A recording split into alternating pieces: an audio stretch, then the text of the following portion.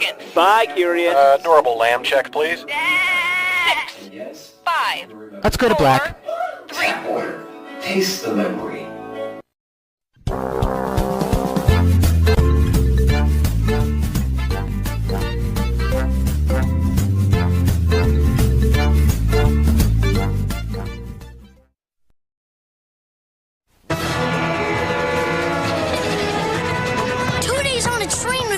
Trix cereal. And 2 color Trix yogurt. Tricks? I wonder where they're going. Tricks convention? I'll disguise myself and take all the tricks. They'll never get me. Will you? Tickets, please. Coming through. Tricks here. Who's driving this locomotive? Oh, me. Those guys look weird. Who cares? We have a train full of tricks. Train full of tricks. My tricks! Gone! Aha! One of them must be the rabbit. Is it the baggage guy, engineer, or someone else? Now you can figure out who done it by matching Trix Yogurt's clue stickers with Trix Cereal's game board. Both part of this good breakfast. Can you solve the Trix train robbery? Or we're out of tricks.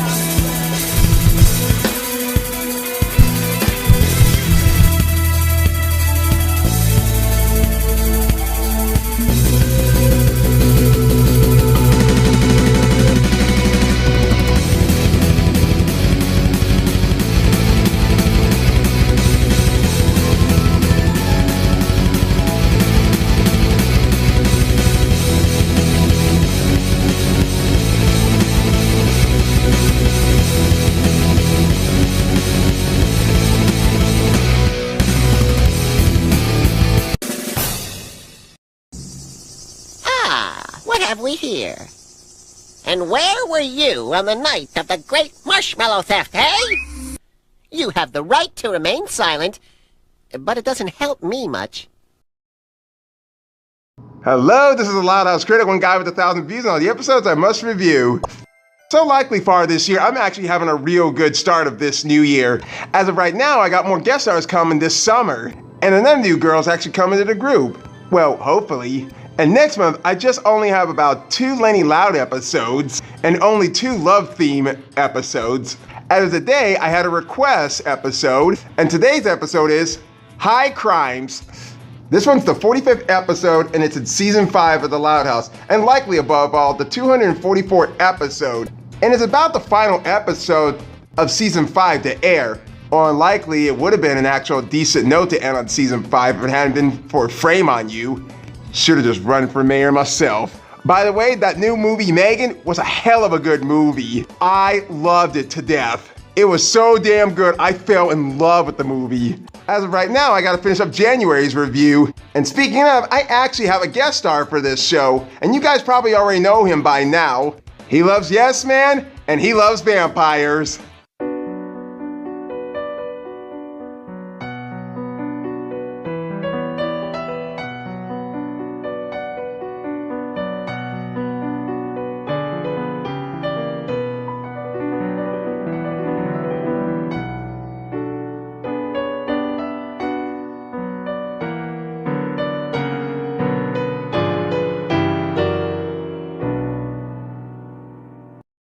Hello again for the 4th time, Loud House Critic. And even though High Crimes is not the final episode for Season 5 of the Loud House in production order, since it came out after the actual Season 5 finale episode for the Loud House in airing order, known as Frame on You, High Crimes is actually not a bad Loud House episode overall, to say the least. Now let's see if this Loud House episode is a much better spy-themed Loud House episode than another Season 5 Loud House episode known as Family Bonding, and even a much better mystery-themed Loud House episode than Sleuth or Consequences from Season 1 of the Loud House, and Frame on You as mentioned before. And one thing's for sure, you and me are probably going to make a lot of references to many mystery and spy media, including Scooby-Doo, James Bond, Austin Powers, Sherlock Holmes, and Mission Impossible. Or not, either way works for us.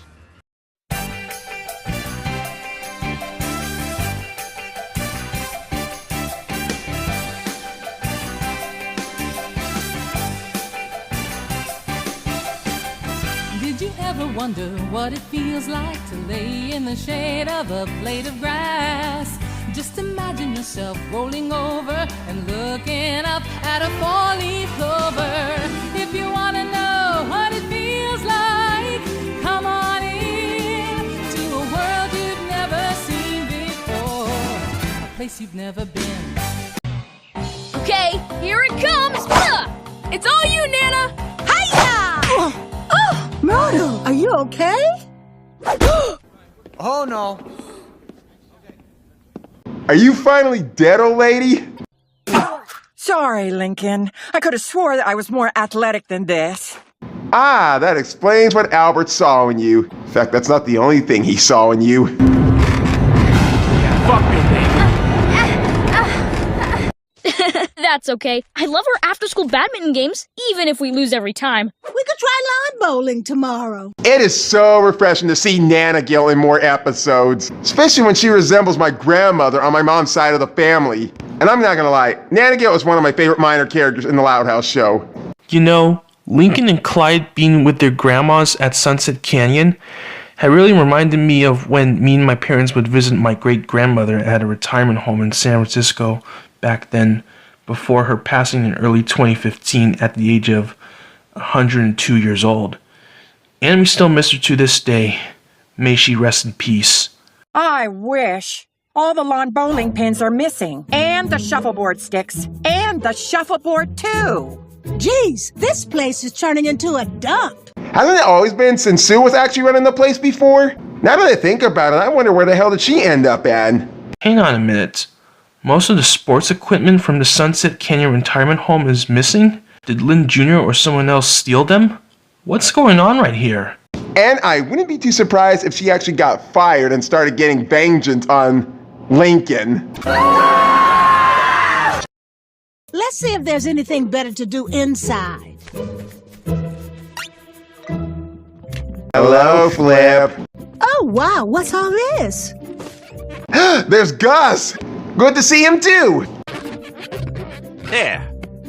How's that, Scoots? Is that Vic?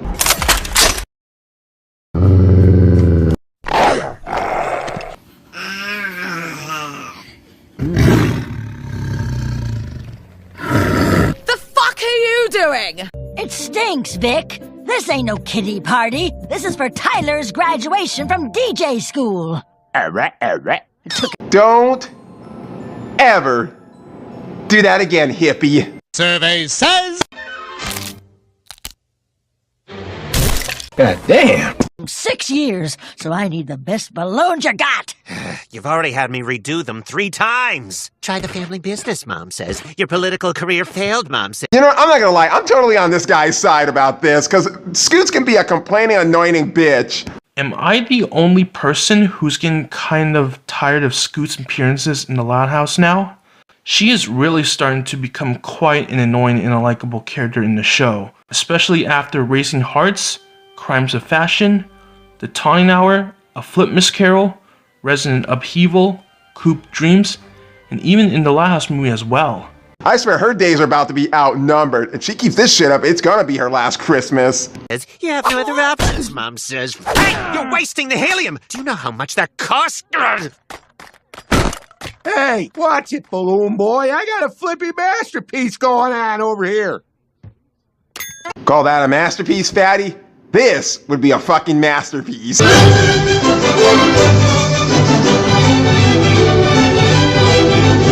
Look, I can't help it. This was a good damn Disney movie that had so much good music, good color, and it's a great way how it tells a story. Compared to The Lion King, compared to Frozen, sort of, compared to Encanto, and even Megan. I know that doesn't feel like a Disney movie, but it might as well feel like a fucking masterpiece. Seeing how Vic is now a party clown after losing his job position as the campaign manager for Royal Woods Mayor Davis in the previous season 5 Loud House episode, Election, is actually quite a funny comeuppance for Vic after the events of that said Loud House episode. Also, there are some people out there who make huge clowns of themselves as they end up ruining their own careers and reputations because of a stupid mistake they did. Like when Bob Chapek said that animation is only for kids and not for adults in late October last year, which ended up backfiring on him immediately and costing his job as the CEO of Disney as well. I think it's bizarre that I haven't cut your motherfucking nuts off. Woo party! God dang it! My dudes, you're just in time for the pudding blast! Hey, what the heck? Someone broke the pudding foam! If you didn't eat so much of the pudding, maybe you wouldn't go chasing around diabetes all the time, old bat. Hey, I don't need to take any lip from a frickin' girl. Totally. No, that's the AC. It's out. Man, this joint is unlivable. Maybe we should consider moving. This place is bumming me out. Hey, things here are old and falling apart. Yeah, it reminds me of you. This is terrible. We can't let our grandparents move. I know. Sunset Canyon used to be such a great place. I don't know about that for sure, Clyde. Hell, I'm not even so sure if you actually seen the episode, The Old and Restless. I was looking forward to my own retirement here. I wonder what Clyde will do when he retires at Sunset Canyon one day in the future. Same thing with Lincoln and his family, Clyde's parents, and Lincoln and Clyde's friends too. But one thing's for sure, like Doc Brown from the Back to the Future franchise once said, your future hasn't been written yet. No one's has. Your future is whatever you make it. So make it a good one. Now it's falling apart. Something fishy is going on. You know, Clyde, this reminds me of a David Steele comic. Volume 3, Issue 2, when David tried to save the ice cream factory and got stuck in the bin of peppermint bubblegum. You know, when you say that, Clyde, it kind of reminds me of this Codename Kid Next Door episode when they were going into an ice cream factory and they had to face off this giant ice cream monster. Hey, Frosty! Come get a licking.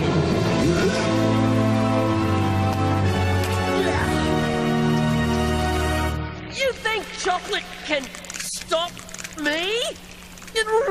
The one where Golden Toes sneaks into David's lair and sabotages it so David would have to move. Oh, right. That was actually issue 5. My point is, I think someone is sabotaging Sunset Canyon to drive everyone out. You know what? You're right. It actually does feel like a sabotaging episode. All the sports club, the pudding machine, and even the AC. Who'd be stupid enough to do all that?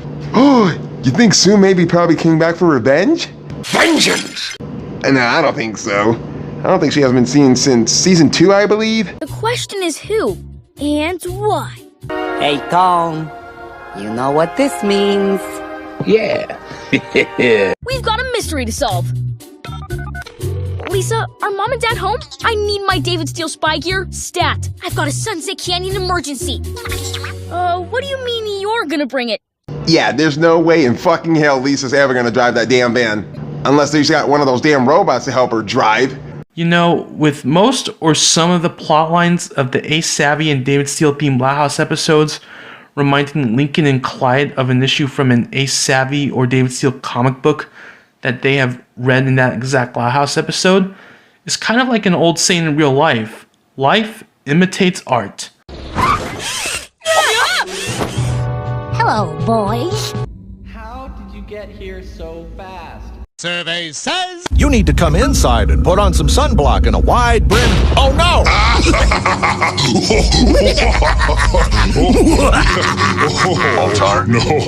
No, it was not us. But it is funny. Yeah. So, did you bring my spy stuff? Those were toys. Airbot, if you please. Whoa, nice spy digs. I took the liberty of upgrading everything. Let me walk you through it.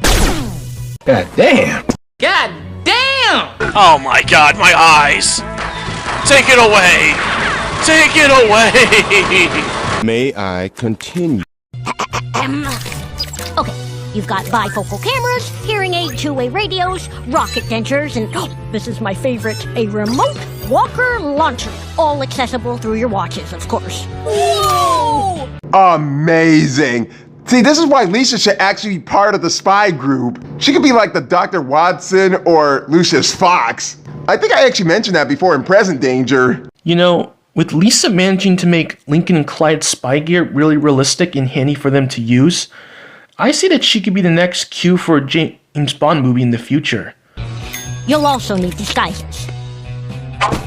Now, get back in there and crack this mystery! Lisa, get yourself back home and fix your fucking hair. Look like somebody tried to cut your fucking skull open. Which somehow I wouldn't even want to fucking imagine what goes on in her brain. Come on, Vampirefan, it's time to solve this mystery. I know for a fact that Lincoln and Clyde are both boys, and so are we. But you know what'd be great for this mystery?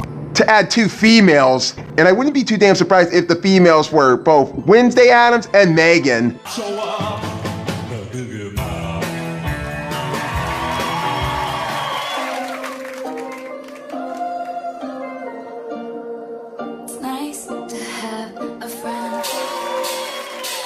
I can't sleep at night, toss and turn, listen for the telephone. But when I get your call, I'm all choked up. Can't believe you called my home.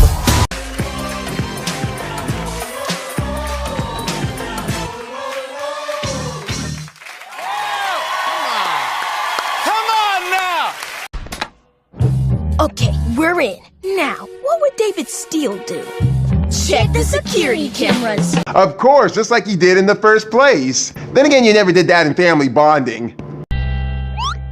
How are we gonna get past her? Leave it to me. Leave it up to me. Oh, this ought to be good. Then again, this is David Steele, not fucking Ace Savvy. So anytime when he's David Steele, he'll succeed at getting what he needs. Hello, young person. Can I interest you in a hard candy? Candy from a stranger? Don't mind if I do. That was so fucking quick. The timing was just, I don't know. It just got me laughing. Cause it reminds me of something from a movie I remember seeing in Fantastic Mr. Fox or something that's like this. Sleep on an empty stomach? But This is probably something that the Sunset Canyon receptionist and even everyone should know right now. Never take candy from strangers. Wow, Lisa's chamomile sleepy time hard candies work instantly. Ooh, I hope her nose is okay. Don't worry, Clay. She'll be alright, I'm sure. Dang it! The cameras are disabled! Bastard! He's always one step ahead. Damn, isn't it fucking ironic? Every time when Lincoln's gotta check the fucking security cameras, someone's always one step ahead. Like somehow they just block or even delete the footage. That is clearly uncalled for. Ow! What was that? Seymour! We'll grab you some ice. Partly no offense, but Seymour jumping into that has little to no water in this pool, he would have already been dead by now.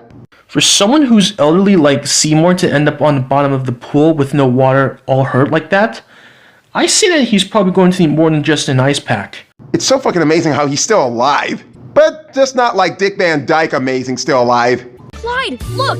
Someone's messing with the drainage controls. That's why the water's gone. Hey, you! Get back here! He's getting away! He's getting away. I'm sorry, I had to bring this clip into this because every time when someone says he's getting away, it makes me think of this, just running up and just tackle pin somebody down to the ground like that. Stop!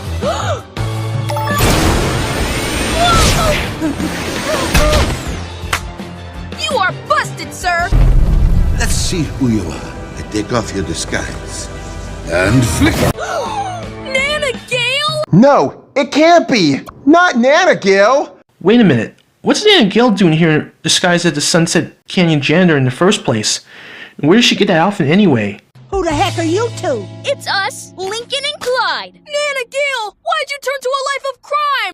Oh, Clyde. I'm not the bad guy. I went undercover to find him. I don't want to move out of Sunset Canyon. I just unpacked. I'm glad you're on our side. Wow, that's nice to hear. I'm glad she's actually on their side. And I wouldn't be too surprised if she was actually on my side too. Just like Megan would be. Because honestly, she didn't have to be the bad guy because she was programmed to not learn what's right and what's wrong. It's pretty much Gemma's fault that didn't program her properly. But anyways... Huh, what a twist. So, do you want to join forces? We can share our intel and you can share yours. I'm in.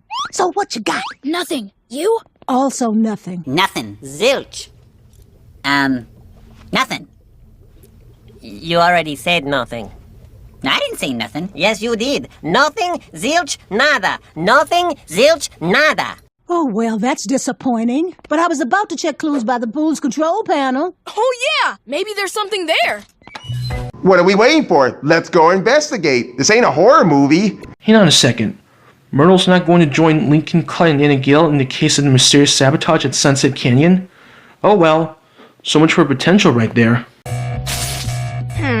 Let's see if our bifocal camera lenses spot anything.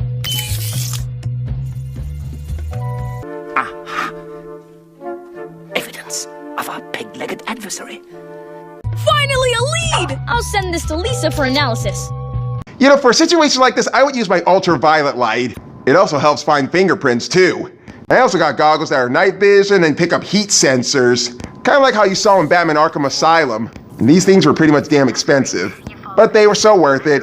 Okay, the print is from a non-orthopedic work boot. Well, that rules out everyone at Sunset Canyon. Everyone here wears orthopedics. And why not? They're comfortable and surprisingly stylish. Oh yeah, I couldn't tell, because it seemed to me like everybody was wearing different type of shoes here at Sunset Canyon. So much likely there's actually 3 culprits. In case some of y'all didn't see how the beginning was, who were actually there being at this damn party. And you know, seeing something like this kind of reminds me of a Trick cereal commercial where all these kids were on the train and they all got robbed. And one of the employees on the train had to be the rabbit in disguise. And I think I actually showed that at the beginning of this review. Let's check the guest log. Good God. Excuse me, I need help. This light on my phone won't turn off. And when I push this button... Oh, my eye.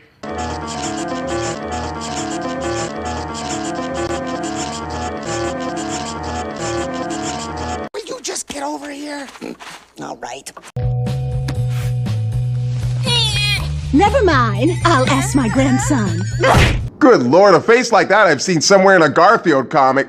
Or in an episode. Yes, John, coffee. We wouldn't be the great nation we are today if it weren't for coffee. So do your patriotic duty, John Arbuckle, and fix me breakfast.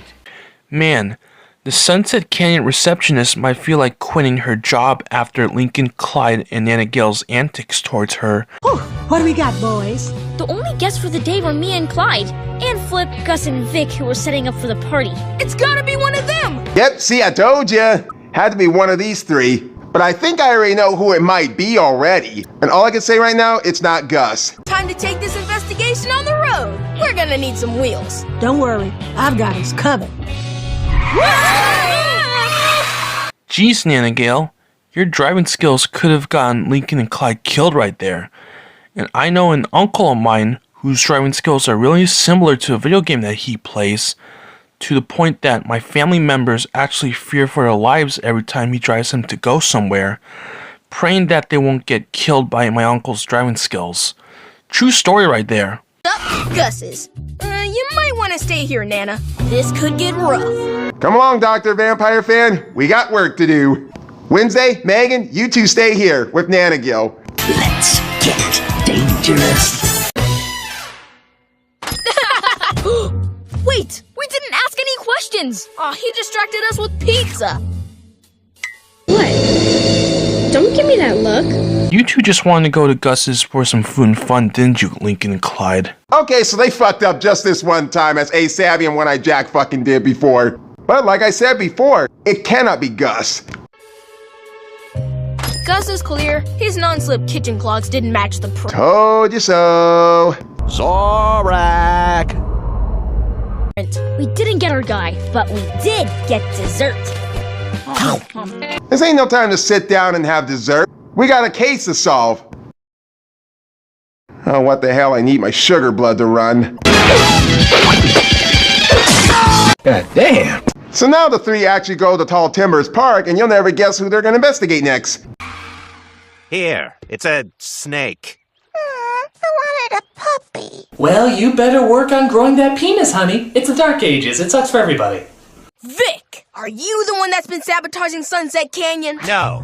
And unless you're gonna buy a balloon, please leave. You're annoying me. Ho-ho, you want to feel really annoying? No one slick as critic, no one's quick as critic, no one punches you right in the dick like I do. There's no man in town half as, ooh, chimichanga. Well, what about your shoes? Do they match the... Oh, that's right. He was wearing roller skates. Just keeping it fun.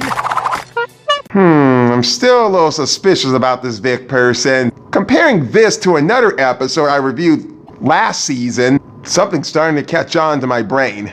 Is it just me, or do I feel that out of the three main suspects when Mysterious Sunset Canyon sabotage, Vic seems like the most suspicious? I guess we'll find out soon enough. Here, it's a worm. Thing is a worm? Looks like a fucking condom. That joke is so below me, I apologize. Now let's go check on the old cheap bastard himself. As if Chapek was a fucking embarrassment to Disney. You are a goddamn embarrassment. I'm not spending another moment looking at your pathetic, imp-sucking face! What's your problem? Oh my god! The fuck is he doing in his fucking shop, in his fucking underwear? Put some fucking clothes on, man. There's kids around here, or I'm gonna have you arrested for a decent exposure. Flips! Watch out! Spider on the loose, and he's a big fella. Flip's having trouble catching a spider that's in his business? Maybe he should have called an exterminator instead to save him the trouble he's doing from destroying his business. Oh wait, Flip's a really cheap guy like Mr. Krabs from SpongeBob SquarePants, isn't he? Flip, did you sabotage Sunset Canyon? You think I ain't got time for stuff like that? I've been too busy trying to catch this beast.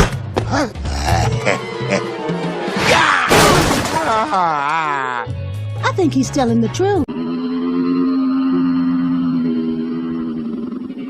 Look at his feet. Not a match. Yeah, I've been shoeless for days. I can't wear them again until my open wound clears up. What kind of spider would bite Flip's foot?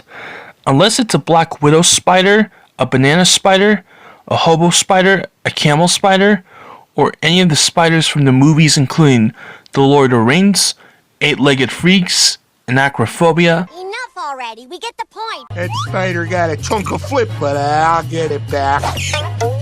Seeing a spider like that big reminds me of this freaky ass spider.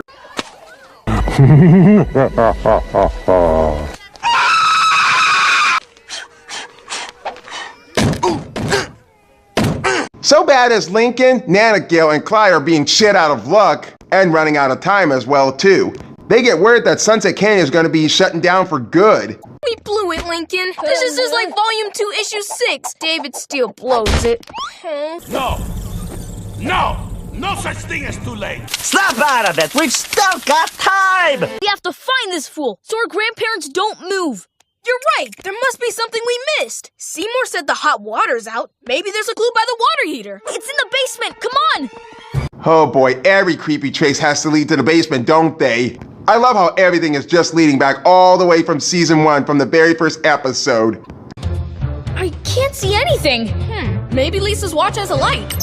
And believe me when I say this, there are actually some movies, video games, and episodes from some TV series out there that are so dark, you literally can't see anything happening. And one of the biggest examples of this would have to be the 2007 movie, Aliens vs. Predator Requiem. Uh-oh, I think we accidentally activated the rocket walker. Ball! This is gonna cost me. That one is our bad. Weird. Why do I sound like an elf? Me too. Oh, that's funny. That ain't the first time Lincoln actually had helium in his throat before. Hey, if I sound funny out there, let me try something. Why am I automatically blowing you? Because you're in a fucking Peter Pan costume. That doesn't mean I have to be gay. It's like we're breathing helium. Whoa, we are breathing helium. That machine looks like it's sucking it out from the walls. What's with all the balloons? Helium? Balloons? I think that you and I can take a guess on who's the culprit for Mysterious Sunset Canyon sabotage, Loud House Critic. Shit, Vampirefan, you might actually sound more funny than me. But seriously, let's get back on the subject. Helium? Balloon? Now who does that sound like? Will you just get out of here? Although you did give me a hint about who was dressed as a clown. I know who the culprit is!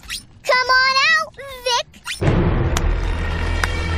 Well, so you finally get it.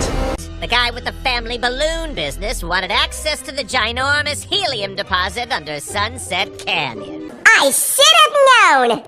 I always wanted to say this. It was elementary. You almost got away with it, too! You even put on roller skates to throw us off! Well, aren't you just a regular David Steele? You know, when Lincoln, Clyde, and Vic all started talking under the effects of helium that came out of the helium tank, it kind of reminded me of that joke in the first live-action Alvin and the Chipmunks movie from 2007 when Alvin used helium.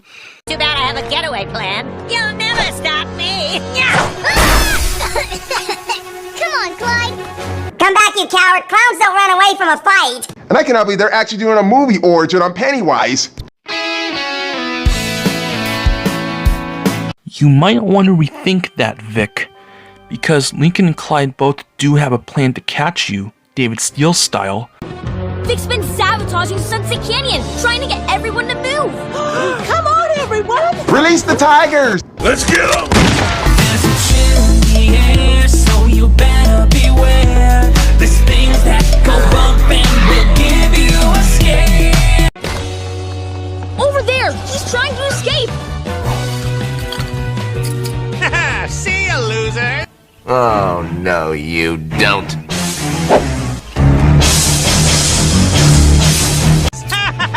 Trying to fly away, Great Gonzo? Not today, Chicky Vic! You need to pop his balloons! Lincoln! The rocket ditcher's in the watch!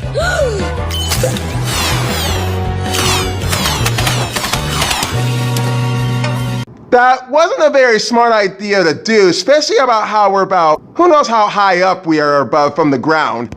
You're gonna die! I'm going to throw up, and then I'm gonna... Guess you can say that wraps up this case. Yup, just one thing left. What to do with Vic. As every unmasked villain from the Scooby-Doo franchise would always say, I would have gotten away with it too if it weren't for you meddling kids and you dumb dog! I'll get you for this! I'll get you, gadgets, next time. As head of the board, I say he fixes everything. Come on, let's hit the hardware store. Head of the border? Who the hell died and made you leader? Hell, if anybody had to be the leader, it would be Albert. At least he knows what he does. Shit, when was the last time she even stood up from that scooter without sitting down on it all the fucking time? I'd say we lock this bastard up. I know it's a cartoon and everything, but seriously, you can't lay down the law on some of these criminals? Cranwell got fired, Dr. Leonidas is dead, still on the unknown of where those family of spies are, and as for Morag, why the fuck was she even forgiven in the end of the movie? She didn't deserve to be forgiven. She deserved to be punished. Even the ending of the movie was bad too. Great work, detectives. You saved our home. Here, have a celebratory candy. I just found them. Oh, no, don't eat those. No, chamomile. like I said before with the Sunset Canyon receptionists, never take candy from strangers. And now you all know why. Guess I might as well join them and cop some Z's myself. High crimes.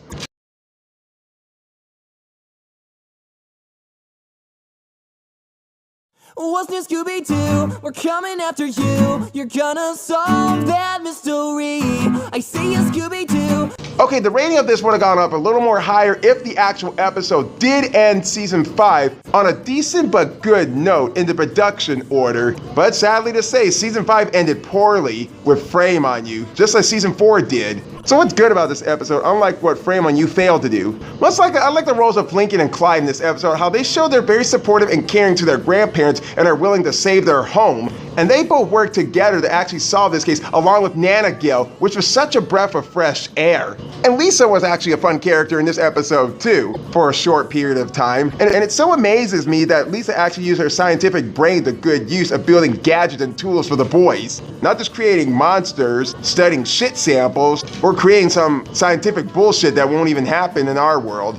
The pacing was a little bit rushed, but you know what? They had to put 11 minutes into this episode, so fair enough. And I also love the investigation about how they were going through each different place to actually find out which of the culprits was trying to sabotage Sunset Canyon. And it turned out the suspect was actually Vic, which was pretty obvious because of his grumpy attitude, especially if some of y'all remember him from Election. And it really didn't surprise me either. So I had a few chuckles with the caramel pass-out candy, the boys' voices changing with helium, and even Flip trying to kill a damn spider, which he could have called for a fucking exterminator, of course. This episode, it's nothing spectacular, but it is pretty much interesting to enjoy, especially if you like Lincoln and Clyde be doing David Steele along with Nana Gill. I wouldn't be too damn surprised if anyone else tagged along with Lincoln and Clyde doing David Steele style. Maybe there could be a good case to solve for the Casa Grandes.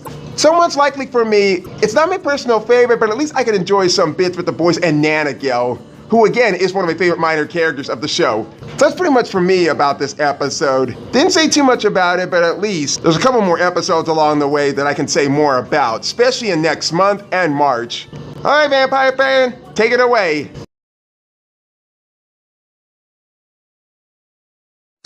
What's this Scooby-Doo? We're coming after you. We're gonna solve that mystery. What I enjoyed about this Season 5 Loud House episode was that the plot had some great and entertaining use for its main characters in the mystery and spy themed storyline. The twist villain reveal, while predictable, was actually quite interesting. The humor was quite good. The chemistry between Lincoln, Clyde, Nana Gale, and Myrtle can be quite fun to watch. The ending was great. The usage of David Steele in this episode actually works out quite well for a spy and mystery themed Loud House episode. And this episode does have some fun vibes of the spy and mystery genre like Scooby-Doo, James Bond, and Mission Impossible as well. However, two of the things that I didn't like about this Season 5 Loud House episode were that I do think that Myrtle could have gotten a larger role in this episode, since there was some wasted potential of not making her team up with Lincoln, Clyde, and Nana Gale, in which seeing Myrtle and Nana Gale teaming up together could have been like a good take on the Clink and McCloud duo, but with their grandmas teaming up with each other instead. And that the twist villain reveal in this episode can get a little predictable, but also quite interesting too, like I said earlier in the pro section. But that's okay. Everything about this Season 5 Loud House episode is actually really enjoyable, and even a much better mystery themed episode and a finale episode to Season 5 of the Loud House than Frame on You as well. So this is Vampirefan 1992 saying, "Thanks a lot for bringing me back on your show, Loud House Critic. I definitely had a bloody good time guest starring on your videos like usual. Now I'm off to start a little James Bond movie marathon. See you all soon." That was very clever of you, Vampirefan. Time for us to get out of here. This has been the Loud House Critic. Now I just gotta go get myself a tuxedo. And before I go, I do have something that I want to confess about Lincoln and Clyde getting into David Steele since Season 5 of the Loud House. At first, it was really hard for many Loud House fans, including me, to get used to David Steele, since in the earlier seasons of the show, Ace Savvy had played an important part in Lincoln and his character, as well as the fact that Ace Savvy was also what started his friendship with Clyde in the Season 3 Loud House episode, Deal Me Out, when they were younger. So when David Steele was first introduced in family bonding back in Season 5, it just made a lot of Loud House fans upset about this idea, since it basically came off that Lincoln and Clyde were giving up on the one thing that brought them together, and even what they grew up with and loved in the first place. Although it is extremely possible that after the negative reception for Kings of the Con back in Season 4 at the Loud House, the crew of this show had felt that maybe it was time for something new for Lincoln and Clyde to love after seeing and hearing our hate for Kings of the Con. But however, with Loud House episodes like High Crimes, Present Danger, and Lights, Camera, Nuclear Reaction, David Steele actually works out well in the Loud House more than some of the Ace Savvy themed Loud House episodes out there, including Sleuth or Consequences, and especially Kings of the Con. And to be fair, Ace Savvy has not been forgotten in the Loud House completely, since he is still referenced and mentioned here and there, such as Family Bonding from Season 5 of the Loud House, Save Royal Woods and Time Trap from Season 6 of the Loud House, and even in the Loud House movie as well, showing that Lincoln and Clyde are still fans of Ace Savvy to this day, no matter what. But I do hope that we can get more of Lincoln, Clyde, and Lincoln's sisters, as well as Principal Huggins and Scoots in their Ace Savvy forms one day. That would be much better than what we got in Kings of the Con. In the loud house, duck, dodge, push and shove is how we show our love. In the loud house, gotta love mom and dad for not going completely mad.